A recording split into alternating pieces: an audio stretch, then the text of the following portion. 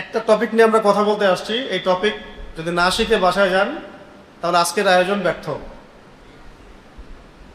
আর আমি শেখাতে ব্যর্থ হলে আমি খেয়ানত করব, আপনারা যদি শিখতে ব্যর্থ হন আপনারাও খেয়ানত করবেন।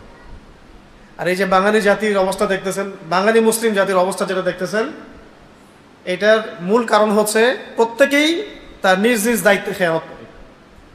ইচ অ্যান্ড এভরিবডি বাংলাদেশে বাঙালি মুসলিমদের মধ্যে যার যার দায়িত্বে খেয়ানতকারী বিধায় আজকে জাতিগতভাবে আমাদের এই জিল্লতি, এটা আমাদের উপর শাস্তি। আল্লাহ পাকের জিল্লতি আমাদের পাপের কারণে, আমাদের খেয়ানতের কারণে।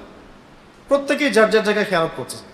কেউ মিম্বরে, কেউ মাইকে, কেউ রাষ্ট্র ক্ষমতায়, কেউ ব্যাংকে, এমনকি বাসের ড্রাইভার, কন্ট্রাক্টর, ট্রাফিক পুলিশ, প্রশাসন, সবাই, ব্যবসায়ী, যে যার জায়গায় খেয়ানত, জুলুম আর খেয়ানত।